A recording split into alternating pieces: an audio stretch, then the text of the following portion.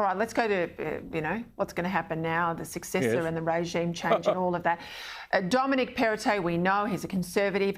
They're already targeting the fact that he's a Catholic with, 6 kids, 5 kids, something like a big number of kids. 6, yeah. Well, good on him. I mean, he deserves a medal, not condemnation, but that's where the ABC's headed. We've got Stuart Ayres, who will be the deputy. I think he's from a family of 10, Dominic. Yes, the left are in a lather. The left are in a lather, not because he's a Catholic, not because that's their excuse. No, they're concerned about the ideological position of Dominic Perrottet, and they won't be able to get their own way as they have in the past. That's their concern. So we'll parade it under the guise of, a Catholic, so, he's antediluvian, he belongs in another world. No, I mean, Perrottet is the right choice. Stuart Ayres is an interesting case, Peter. He's allegedly been supported by the left. I saw when you were introducing this segment the way you grimaced at the thought of Matt Keane. Matt Keane is a nice bloke, ideologically mad.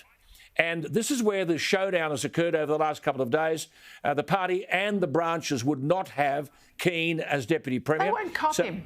No, he was, just so people at home can follow, Ellen, on Friday, he was the spoken about could be deputy to Dominic Perrottet, and there was uproar around the Liberal Party in New South Wales over the weekend. So Stuart Ayres has come in as the compromise.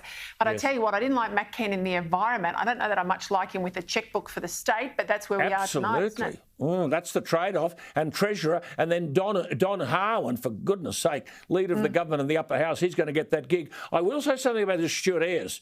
Many people might not know him. I've had a lot to do with him. Of course, we were part of the rebuilding of the stadium, Allianz Stadium, tremendous criticism of it. It's now going to be perhaps the most magnificent 40,000-seat stadium in the Southern Hemisphere.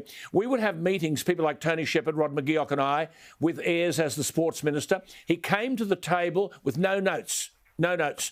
He knew exactly how big the corporate boxes were. He knew whether, in fact, the stand would be covered at the other end. He is on top of detail. He's very well connected, and he's a very, very reasonable bloke to whom you can speak. So potentially, this is a pretty good team.